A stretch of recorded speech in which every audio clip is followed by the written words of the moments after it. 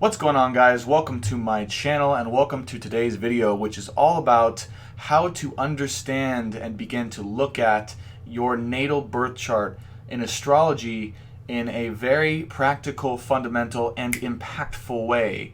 A way that in which you can take this information and create massive change, not only in your awareness and your perspective, but potentially even in your actions in life to lead you towards the most successful path. My name is Brandon. I'm a practicing astrologer, Reiki practitioner, and a biohacker of sorts, and I'm here to help guide you towards not only profound physical, mental, and emotional healing, but also to help guide you toward your life purpose and soul destiny. So let's go ahead and dive in. If you're new to astrology, okay, if you've never delved into astrology, you're going to want to check out my introduction video as to why to even get into astrology in the first place. Really good place to start. I share my story on that video, and it shares with you guys just the main reasons how and why astrology can change your life in the modern age, and how it's not just this woo-woo, unpractical, esoteric pieces of wisdom that no longer apply to you. So anyways, check out that video. Let me know what you think, and be sure, if you want more content like this and understanding your astrology and healing and all sorts of incredible things, astrology updates weekly, feel free to go ahead and give me a subscribe and give me a like or a thumbs up on this video. I would appreciate it. Okay, so first and foremost, if you're new to astrology, how do you get and what is a natal chart? A natal chart is simply a snapshot of the planets and basically the energies of those planets and how they were impacting the Earth at that particular time when you were born, right? So it takes a snapshot at the exact time, the place, and of course the date that you were born. And because of the angles and the aspects and the placements of those planets in respect to the Earth at that time, you and your life path and your soul's path, your soul's journey, has certain themes and energies to it that we can actually understand and utilize and gain information out of to help you live an easier and more fulfilling and more aware life. Okay? So first and foremost, I'm going to go ahead and show you guys. You want to go ahead and go to Cafe Astrology, okay, which is right here, right? So if we go to cafeastrology.com, this is where I first started with astrology. I started about 2.5 to 3 years ago, really studying my chart and the charts of others seriously. And Cafe Astrology was what I stumbled upon to begin. And basically, all you do, you go to cafeastrology.com, go to free reports and calculations, free astrology reports, and then you want to create a new chart. Now, what you'll need to create your chart, obviously your name would be good, right? Your pronoun, your birth date, okay? So your birth date, year, month, and day, and then the time. Now, how do you get your time?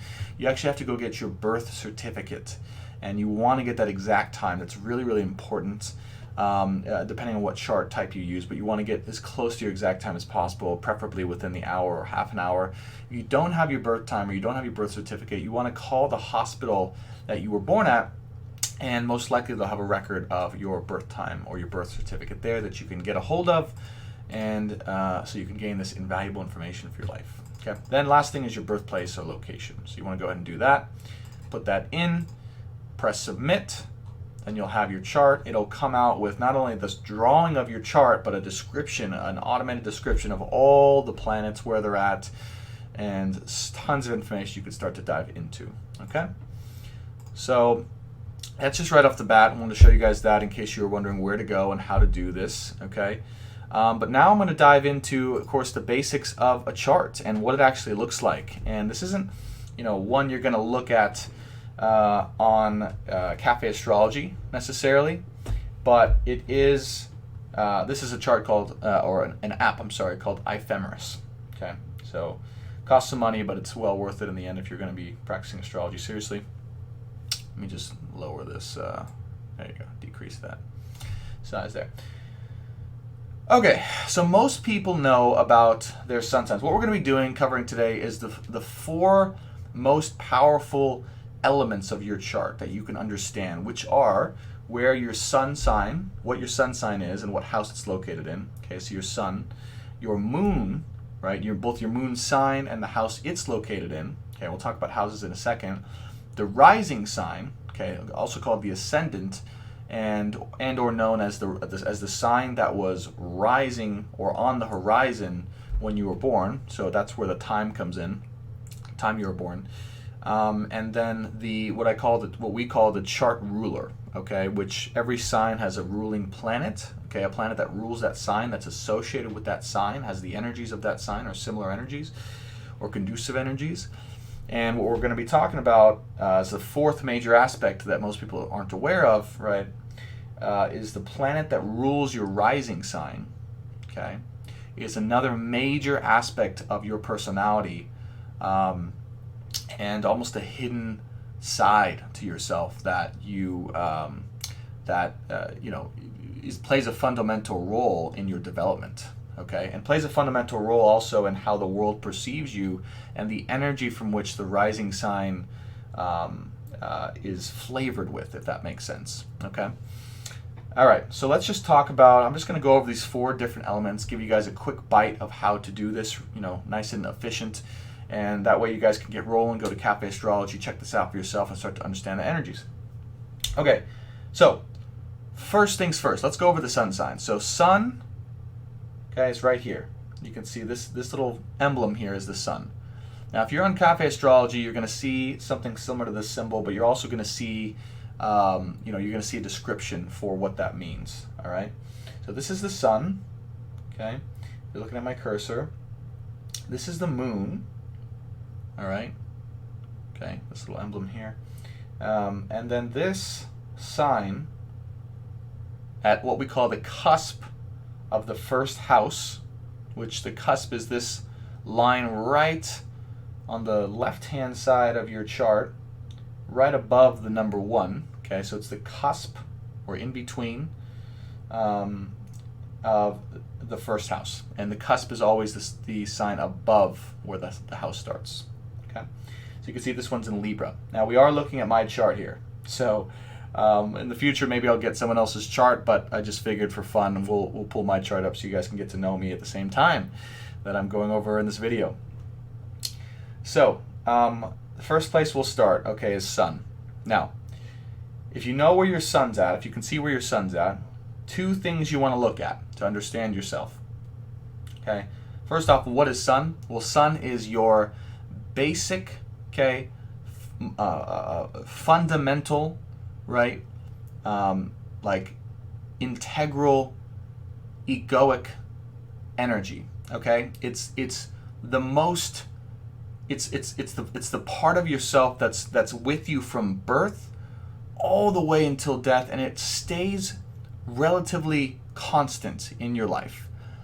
And you may not always express this side of yourself, okay? You may not even recognize this side of yourself depending on how your sun's placed, but whether you like it or not, it's always a part of you and your expression and your path and how you come off to the world. It's a part of everything. It's a basic fundamental part of how you shine into the world, okay? How and where your power and the flavor of where your power comes into the world, and also associated with your ego, okay? Your egoic identity, the part of yourself that creates, the part of yourself that stands out, okay?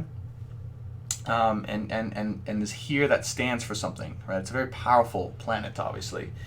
Now, you want to look at both the sign it's located in, okay? So mine's in Aries, so I'm an Aries sun sign, and the house that it's located in, okay? Which is, for me, is the 7th house. Now, what you want to do from here, obviously, most of us know sun signs, so we can look up, hey, Aries sun sign description, Virgo sun sign, Libra sun sign, all those types of things. That's all good and dandy. But the extra element that's added on is the house that this sun is in, okay? My sun in Aries is in the 7th house. So now there's an extra layer that's added on to that, because sun is going to represent again, a basic, powerful, fundamental part of me my entire life. It's going to be part of the themes and the expressions that I'm here to show and to give to the world, the lessons that I learn. right? And the seventh house, that represents, right, love and business partnerships, relationships, and the public at large. All right? And if I know my son's in that house, I know that relationships in my life, both romantic and through business, and my relationship with the public at large, is a major part of my life and something that I cannot repress or ignore or avoid. And it's part of what I will constantly be striving to be a part of or do or learn from, right? And or where I have or gain my power from. And it's interesting, right? Because when I started reading into my chart, I had no idea that this was the case. I'd never looked at my chart before, and I'd gotten it read by a good friend of mine, and he had mentioned, like, hey, do you like public speaking? And I go, well, that's my dream. That's like my dream thing to do, is to be a public speaker. And he goes, well, I can see that. You've got Mercury conjunct the Sun in the 7th house, so you must be compelled to speak about something to the public. And I go, well, yeah, that's my dream. So anyways, just right off the bat, like, blew me away, right? Because I understood, holy shit, like my dream inside of myself to be a public speaker was not just a dream. It was an actual part of my potential destiny, right? How should I choose it? So hope that makes sense. Now, if you want to understand what all the houses mean, that's up to your own research, right? So I'm not gonna. This video isn't about going over every single one of the houses. You guys got to understand the 7th house because it happens to be where my son is, but you can easily go on Google and look up, 1st house, 2nd house, 3rd house, 4th house. Look up Sun in 7th house if you have that. Sun in 4th house, Sun in 10th house. It will tell you amazing descriptions, and Cafe Astrology will give you an automated description as well. But if you want to go deeper, you can always contact me and we can go over chart reading. Okay, the second thing to understand. Now we're getting into territory that most people don't know about even further, which is where your moon sign is. Okay, here's the moon. Here's my moon right here. I'm not sure if you guys can see that. Hopefully you can. Okay, here's my moon down here. So my moon is at 17 degrees Capricorn in the 4th house. Now, what is moon sign before I continue?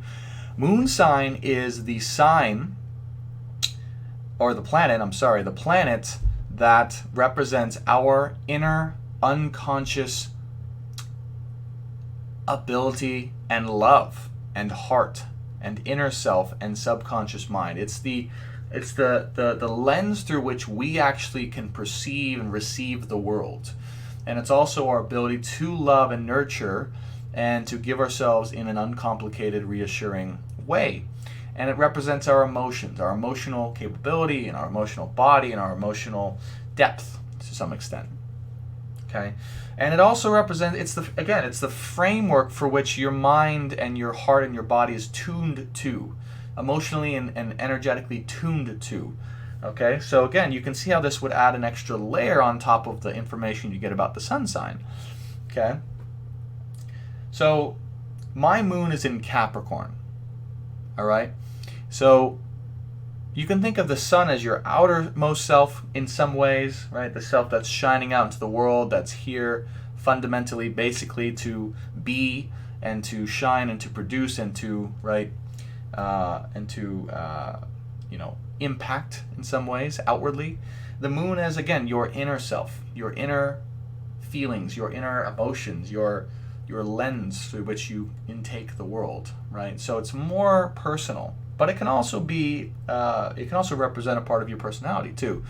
In fact, in India, in Vedic astrology, they actually look at the moon sign as more of a telling personality indicator than the sun sign, which is interesting. So, anyways, moon is in Capricorn in the 4th house. Okay, so what that means is that for me, right, if you look at the energy of Capricorn, what is Capricorn? Capricorn is the sea goat.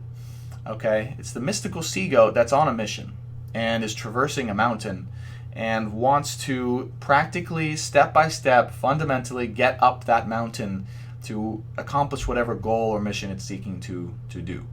And it is the worker, It is the worker. It is the person that gets stuff done, who wants to get stuff done, who is disciplined, who is a go-getter, and who values work above and beyond most everything else in his or her life. Okay? And they're always on the go. They're always on the go doing something, some project, some mission, some task, right? And if they're not doing that, they kind of go a little crazy. And they learn throughout their lives to be and utilize discipline to be able to accomplish those things, right? So with my moon in Capricorn, it's a little interesting. It's a little bit at its detriment, because Capricorn and emotions don't really go hand in hand. Remember, the moon is an emotional planet. It's the inner planet. And in Capricorn, that's more of an outward-facing, productive, hardworking, logical sign. So it's not really feeling great here. In fact, I believe it's at its detriment. I'll have to look into that one. But basically, you can see here, right? And of course, I've got other planets here conjunct the moon as well, so we can talk about those. But you can see here that I might have some challenges, okay, accessing my emotional body, accessing my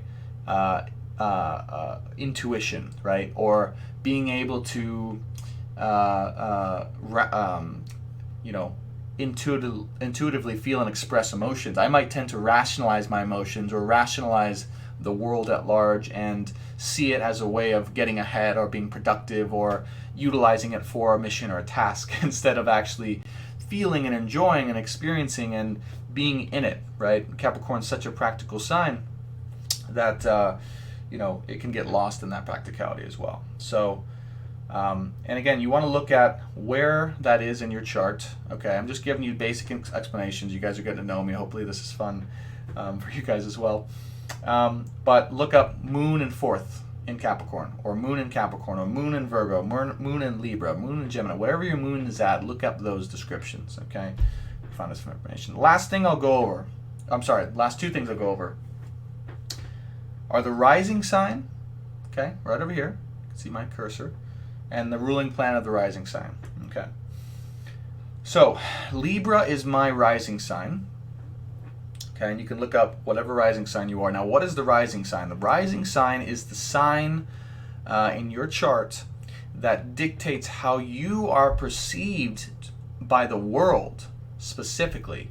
It's the veneer or the energy that coats your expression or your energy that is being outputted to other people around you. So as an example, right, my sun in Aries and my moon in Capricorn, okay, if I didn't have a rising sign, my energy would be just very blunt, practical, hardworking, moving forward, rational, and just not giving a shit really about how other people feel, and just fully on my mission, on the go all the time, which is still partially true. However, the caveat I'll say is, because that energy of me is coated in the veneer, okay, or the energetic expression of Libra, right? This energy is channeled through this energetic expression of Libra. People actually perceive me initially as this extremely friendly, easygoing, open, diplomatic, social person, and I tend to be able to make people smile and laugh and feel comfortable and charming, right? And all those things are true. That's what Libras do. Libras are all about, diplomacy and friendliness and relationships, of course, and the other person, right? And they're very talented normally at being able to work with other people. That's one of their gifts. So you can start to see now, people perceive me in that way. And as they get to know me on a deeper level, they know, hey, this guy's actually really about his mission. He's pretty fiery. He's kind of bold and blunt at times, and he is really, about these things. But hey, it's okay. We kind of like him because he's able to charm us in his ways. All right. So that's the energy of Libra and the rising sign in general. So want to go ahead and look at your rising sign. Look up rising sign in whatever sign you have. Okay, and you'll get a full description of how the world perceives you, and you can start to understand with the mix of these energies how you actually come across to the world, and go from there. Now the last thing I'll do is you want to look at the ruling planet of your rising sign. This is called the chart ruler. It's a very important part of your chart. Again, it dictates the secondary energy from which people perceive you, and that is very much associated with your entire body and your life. It's a primary energetic contributor to you. Okay, so what you want to do, here's 2 steps here. You want to look up chart ruler. Okay, I'm sorry, ruler of, or planetary ruler of your rising sign. So I would Google in planetary ruler of Libra, and the planetary ruler I'd find in Google is Venus. Okay, so then you look at where that planet is placed in your chart. So if we look at Venus, we see Venus over here is in Pisces in the 6th house. Okay, what does that mean for me? Well, 6th house is about everyday service, your everyday routines, business, work, transactions, and basically your busy work, the work that you do to your everyday routines, essentially. Okay, so if you have habits or everyday routine work job or just cleaning stuff, you got to that's 6th house stuff. It can also represent enemies, funny enough. Now, the ruling planet of Venus in Pisces. So then Pisces, right? Pisces. So Pisces is the most spiritual, esoteric, deep inner sign that is on the chart. It's the sign that represents the deepest, innermost spiritual self, or the true self, the self beyond the physical body, the self that's associated with God or spirituality or religion, or the higher self. And other dimensions of who you really are, and really it's the depths, it's the watery depths of all of that in one. So it's associated with spirituality, religion, the higher self, intuition, mysticism, spiritual gifts, right, psychic abilities even.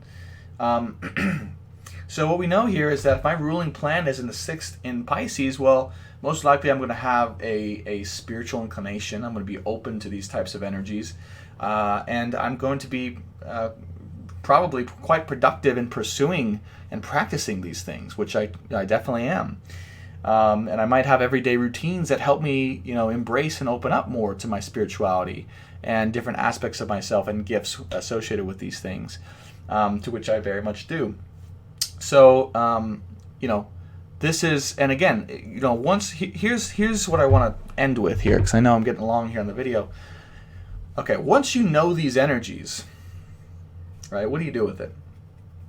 Do you just basically confirm these things? Yeah, that's great. You can confirm who you are and thoughts about yourself and understand how you're coming off to the world. But really what you want to do is you want to start to understand both the positives and the negative aspects, right? Positive and negative aspects of those signs in the chart, right? So for example, we talked about Sun and Aries. Well, Sun and Aries, okay? Basic expression, fundamental expression of who I am from birth till death, right? It'll always be with me, in the 7th house. Well, what are some pros of Aries and the 7th house? Well, pros of Aries and the 7th house, the good things are we are bold, we are initiators, we are pioneers, we are action-oriented, we are fearless, we are warriors. We are, we don't take any shit from anyone, right? We have our opinion and we like it and we go with it and we make change in the world, right? 7th house pros, okay? So pros there are, hey, able to learn and progress and own and gain power and experience through relationships, and able to influence and impact the public at large, right? So these are all pros. Now the cons that you got to look out for, and this is where self-growth and development and awareness comes in. The cons of Aries in the 7th house. Well, some cons of Aries or lower energetic expressions would be selfishness, right? Or ego, okay? Or immaturity, or stubbornness, for sure, right? And, basically, not taking any shit to the degree where you're just pissing people off and making enemies. and you're really not in it for anyone but yourself. Okay, so that's definitely been a theme in my life that I've had to understand and grow through. You know, I remember in high school I was a star football player, and my friends would always tell me, "Hey, dude, you know, your ego's out of this world. Like, we don't want to be around you, you know, any longer if you're going to be like this." And I'm like, "Oh, you know, forget about it. You know, I'm fine." Eventually, you know, I ended up popping my ego, or life ended up popping my ego, and I had to come back down from my pedestal and be humbled. But that's another story. Cons of the seventh house, right? Examples would be, hey, you know, losing yourself to relationships and the public at large, right? Becoming whatever you think they need in order to be happy or successful or empowered. Giving all of yourself and not having an identity, or depleting yourself to this entity or whatever entities are in your life because you want to, just be there for it or them. So these are things that I've definitely experienced as well. Being whatever I think everyone else wants me to be instead of just being who I am, and losing myself in that, and feeling disempowered because of that. So anyways, I didn't mean to go too much into my chart explanation, but I just wanted to make sense for you guys, and I wanted to give you guys some starting points as to what to do. So next steps here, go to cafeastrology.com. I'm not sponsored by them or anything. It's just where I started, so I love them. And they give you really good free descriptions. So Cafe Astrology, free astrology reports. Create that chart. Look at the descriptions. Let's start with sun, moon, rising sign, and ruling planet. Remember, you got to look up what the ruling planet of your rising sign is to get an understanding of where it's at. Then look at the sign and the house for each of those placements. And now you get a fundamental understanding of who you are, how you're presented to the world, your deep inner subconscious mind, and of course, the flavor from which you are perceived for the world, or from the world. And now you can start to use look up the pros and the cons of these signs and houses, and start to learn how to better or improve yourself through this understanding of the signs and houses and where your planets are particularly at. So anyways, I hope this helps so much. If you guys have questions or you're a fan, right, feel free to leave me a comment below, and I'll try to get back to you. Do be sure to subscribe. There's going to be a lot more content like this coming out. Shoot me a like on that YouTube video as well. And if you want a reading, please, you can give me an email or shoot me a direct message on my Facebook or social media, or just give me an email or something like that, and we'll get in touch and we'll set something up. So thanks so much, guys. Thank you for watching, and I'll see you on the next one. Take care for now.